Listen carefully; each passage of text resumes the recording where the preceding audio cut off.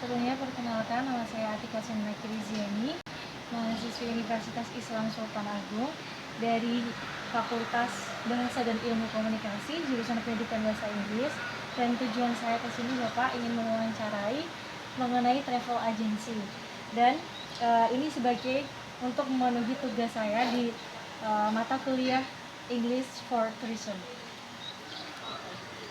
Untuk itu sebelumnya mungkin Bapak bisa perkenalan terlebih dahulu dan apa posisinya di sini. Baik.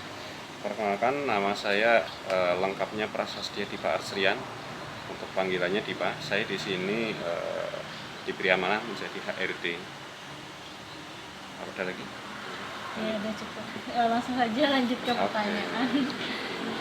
Untuk yang pertama, itu bagaimana sih sejarah dari Kita Trans sendiri? Baik, sejarah Kita Trans mulai berjalan, mulai buka itu tanggal 28 November 2011. Jadi hampir 10 tahun ya. Ya, awalnya itu memang dirintis bersama dari ownernya yang saat itu masih bekerja di kepolisian, bersama keluarganya itu merintis bersama. Awalnya hanya 2 unit, kalau nggak salah itu Armada Luxio. Seiring berjalannya waktu, mulai menambah armada, kemudian juga rekan-rekan dari kepolisian juga banyak yang ikut berinvestasi, sehingga seiring berjalannya waktu beliau merasa perlu fokus, sehingga harus mengundurkan diri dari kepolisian dan sekarang lebih fokus di perusahaan Kita Trans. Singkatnya sih seperti itu. Kalau boleh tahu berarti pemiliknya itu siapa ya? Namanya Pak Bisman Fitra. Pakai siapa? Bisman Fitra. Ini ada di sini. Sambil saya promosi. Ya. Berarti langsung lanjut aja ya, ke visi misi dari Kita Trans sendiri itu apa ya? Visi misi Kita Trans, sambil saya buka ya, soalnya saya takutnya salah tutup. Dulu sih waktu masih belum ada pandemi saya sering apel, semua hafal. Cuma kan ini sudah setahun lebih ya, takutnya saya salah tutup. Kalau untuk visinya ini menjadi perusahaan transportasi multinasional yang terbuka bagi publik untuk investasi dan kebutuhan transportasi serta didukung dengan teknologi digital. Untuk misinya membangun perusahaan multinasional, yang kedua mengutamakan kualitas pelayanan nyaman, terpercaya bagi pelanggan, dan ketiga menciptakan kesehatan perusahaan, keempat menghasilkan laba optimal untuk investor, dan yang kelima memenuhi harapan masyarakat dalam kemudahan transportasi dan investasi. Perlu saya jelaskan nggak? Ya boleh. Baik. Ini untuk visinya menjadi perusahaan transportasi multinasional karena kita sebelum pandemi kita sangat ambisius sekali untuk dapat membentangkan sayap lah rasanya. Kita saat itu sudah bersama dengan Jawa Timur, walaupun sebenarnya kita intinya masih fokusnya di Jawa Tengah. Kemudian kita juga membuka peluang untuk investasi karena rata-rata armada di Kita Trans itu bukan milik Kita Trans sendiri, dalam arti orang yang punya armada Innova kemudian ingin mendapatkan penghasilan, kemudian dititipkan ke Kita Trans. Nanti ada skemanya, kita menyebutnya itu sharing loss and sharing profit. Jadi dalam arti ketika ada untung kita berikan kepada investor, ketika ada rugi nanti kita akan jadi di sana. Dan juga didukung teknologi digital. Sebenarnya di dalam Kita Trans Group itu ada beberapa anak perusahaan, di antaranya ada yang bergerak di bidang IT, yaitu kita sebenarnya sudah membuat aplikasi namanya Go Travel, dan kita juga punya sistem-sistem yang memang kita kembangkan untuk mempermudah orang reservasi. Di antaranya visinya seperti itu, dan untuk misinya sebenarnya ya hanya penjabarannya lebih itu saja. Mungkin teman-teman ada yang masih bingung mengenai apa sih produk dan layanan yang ditawarkan Kita Trans kepada pelanggannya gitu kan. Untuk produk utama kita jelas, yang pertama itu untuk melayani jasa transportasi, mengantar seseorang di kota A ke kota B, dan juga kita melayani pengiriman paket untuk tujuan-tujuan yang memang ada di rute kita, ya, seperti itu untuk utamanya. Kalau boleh tahu rutenya itu kemana aja? Untuk rutenya ada Purwokerto Semarang, Purwokerto Cilacap, Bumiayu Solo, Bumiayu Jogja, kemudian Cilacap Semarang, Pangandaran Solo, Blora Semarang. Sementara ini sebenarnya sih dulu rutenya banyak, cuma kadang-kadang kita buka rute, kita close 3 bulan, apabila memang potensinya bagus kita biasa lanjutkan. Kalau misalkan ternyata setelah kegiatan itu tidak kelihatan seperti menguntungkan, biasanya hasil evaluasinya jelek, kita tutup. Sudah banyak, ada Pekalongan, ada Tegal gitu.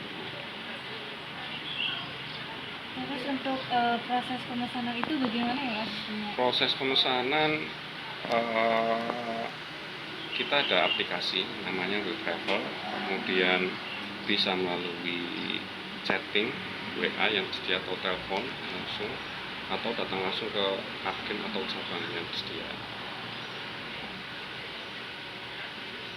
Terus saya mau tanya mengenai struktur organisasi kita sendiri. Organisasi, memang organisasi yang sebelum pandemi dan setelah pandemi memang berbeda. Dulu sih lengkap, divisinya pun banyak. Setelah pandemi kan kita di sini rasanya mode bertahan lah. Yang penting kita masih bertahan dulu, untuk masalah berkembang lagi nanti menyesuaikan dengan kondisi bila sudah berkembang. Karena dari karyawan saja ketika sebelum pandemi itu sangat banyak, itu sekitar 100 ya, kalau dengan cabang-cabang kota lain. Untuk sekarang yang tersisa itu 30 orang. Jadi kita sudah merumahkan sekitar mungkin ya 80% dari karyawan yang ada. Jadi untuk organisasi yang ada itu strukturnya yang pertama ya CEO pemiliknya, kemudian direktur, kemudian beberapa manajer membawahi beberapa departemen atau divisi. Untuk divisi yang ini saya jelaskan juga, kalau nanti ada pertanyaan selanjutnya. Oh berarti nanti saya ya. Itu mungkin saya jelaskan departemennya saja. Departemennya itu yang masih bertahan sekarang ya HRD yang pertama, yang kedua finance, yang ketiga operasional, karena ini tulang punggung kita lah, operasional. Kemudian GA atau legal dan IT. Dari 5 yang pertama. Untuk masing-masing divisi itu apa sih? Untuk HRD ya, bagian HRD ya kepegawaian. Karyawan, gajian, atau mungkin memang ada penilaian khusus dengan karyawan.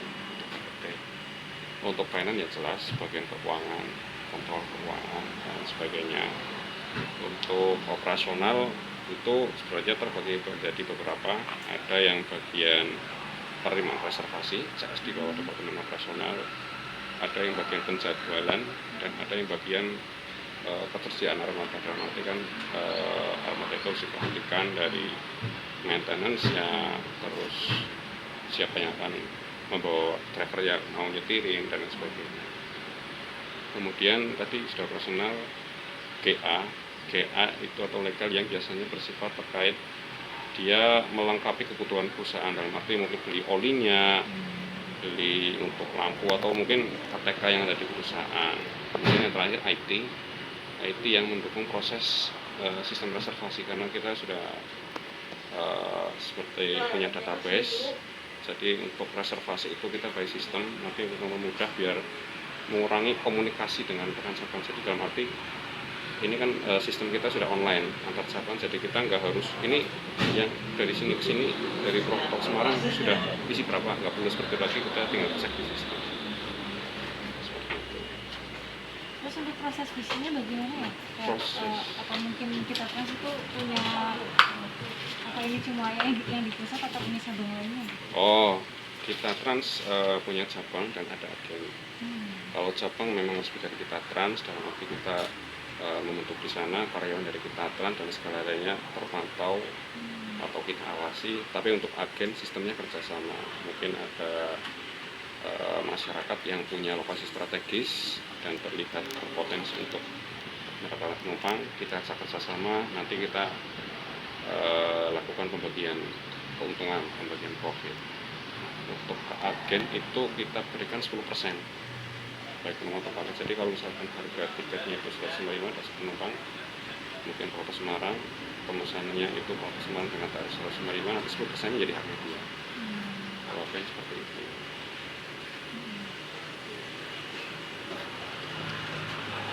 Terus itu mengenai siapa lagi yang menjadi pesaing dari Kita Trans sendiri?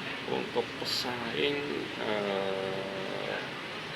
diantaranya ada yang sudah resmi ya, itu ada CG Trans, kemudian ada Travel 88 Family, Aragon, sama yang saya tahu itu satu lagi apa, Trimsuma. Ya, paling yang saya tahu hanya itu. Biasanya itu sih apa ya, kita nggak pernah merasa bersaing lah kalau di sini. Iya. Kita nggak pernah fokus itu penumpang travel lain penumpangnya dapat berapa, kita nggak pernah fokus seperti itu. Terus selanjutnya untuk apa saja kah yang dapat dimanfaatkan untuk menjadi peluang pada Kita Trans? Yang bisa dimanfaatkan menjadi peluang ya, apa ya, kita untuk saat ini berusaha banyak penumpang dengan cara menggratiskan makan di rest area. Itu berpeluang sekali untuk apa ya, menarik penumpang agar naik Kita Trans, karena dengan harga yang tetap sama tapi dapat makan, ya jelas yang tertarik. Apalagi dengan armada yang kita mencoba untuk berbeda dengan yang lain. Di antaranya itu untuk penumpang. Kalau untuk investor, kita menarik dengan cara sistem investasinya kita sudah pakai sistem. Jadi pemilik armada bisa mengontrol kerugian jalan atau tidak, penumpangnya berapa, kilometernya berapa, lokasinya di mana. Itu yang kadang-kadang membuat investor itu tertarik dengan armada, sistem investasi armada di Kita Trans. Terus selanjutnya itu ancaman dan kendala mungkin yang dihadapi sama Kita Trans sendiri itu apa? Ancaman ini saya pikir ada dua versi ya, sebelum pandemi dan saat pandemi. Kalau sebelum pandemi itu dari SDM-nya mungkin kadang-kadang ada kejujurannya yang kurang, itu juga suatu ancaman bila mana SDM itu bisa memanfaatkan data penumpang untuk hal-hal yang mungkin kepentingan sendiri. Kalau misalkan ketika pandemi ya jelas ancamannya itu ya memang ya seperti itulah, penumpangnya sedikit itu menjadi ancaman juga buat kita. Makanya sekarang kita juga di sini mode bertahan. Terus di sini apa sih yang menjadi kekuatan ataupun kelebihan dari Kita Trans daripada travel agency yang lain? Kalau misalkan kelebihan Kita Trans itu saya pikir ya, kita ini travel yang pengennya berusaha tampil beda, yang pertama itu dengan menggunakan armada yang memang jarang digunakan oleh kompetitor. Kita menggunakan diantaranya sekarang lebih lebih banyak armada Innova Reborn, bisa dilihat ya. Ya memang itu salah satu marketing kita untuk menarik penumpang, karena biasanya orang naiknya M300 atau yang paling fokusnya ya kelas HS atau Elo. Kita ini tampil beda. Dulu malah kita untuk program marketingnya pernah mengeluarkan Alphard. Pernah dengar belum nggak? Belum ya? Kita pernah menjalankan Alphard 2 unit, itu lumayan sekali untuk memancing perhatian orang. Ya memang kita memasukkan Alphard itu nggak nutup operasional, nggak untung malah kita mampu, tapi yang penting itu sebagai langkah promosi kita. Untuk pelanggannya itu di Kita Trans siapa aja? Ini juga berbeda lagi sebelum pandemi, setelah dan saat pandemi. Sebelum pandemi itu orang dinas banyak sekali, banyak yang mereka observasi untuk 1 bulan sekaligus, sering sekali. Misalnya saya lihat ke dinas mana provinsi. Kalau ketika sudah masuk pandemi, dinas jarang sekali ada, tapi jarang. Rata-rata dari kalangan usaha. Oh ya, sebelum pandemi juga mahasiswa juga ramai. Kelompok Cilacap itu luar biasa juga ramai. Bahkan saya kadang-kadang mengecek itu ada mahasiswa yang saya lihat dia itu kuliah di Purwokerto asli Cilacap, tapi dia harus setiap hari. Ada loh, pakai Kitatran. Saya melihatnya ada itu. Karena dulu kita masih menjalankan sistem, sekarang pun juga sudah berjalan lagi, 10 kali reservasi gratis satu. Nah itu kan nanti data-datanya terlihat semua. Nah untuk yang sebelum pandemi itu pegawai dinas dan pegawai perusahaan, kemudian mahasiswa. Kalau yang saat ini karyawan swasta masih banyak, kemudian ya mungkin masyarakat umum. Mahasiswa ada tapi nggak seperti sebelum pandemi, dan orang dinas pun turun signifikan sekali. Untuk yang terakhir Bapak, maaf kalau misalkan untuk budget sendiri itu apakah udah ditentukan sama kantor atau dari softwarenya sendiri atau bagaimana? Budget apa itu?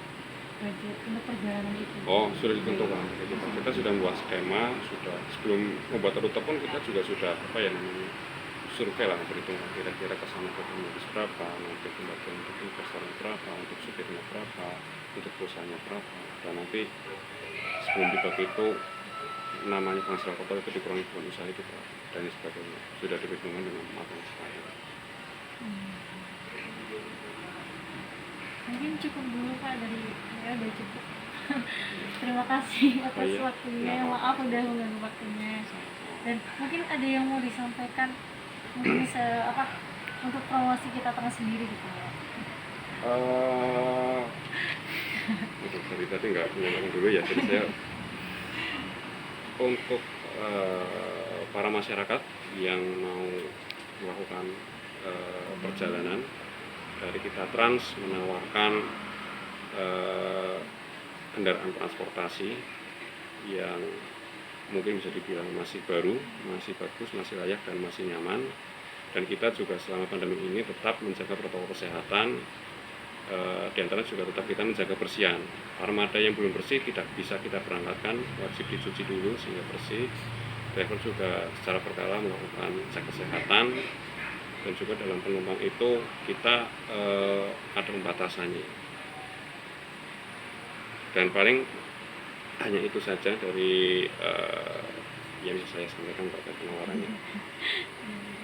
Makasih ya Pak. Oh iya, terima kasih. Assalamualaikum warahmatullahi wabarakatuh.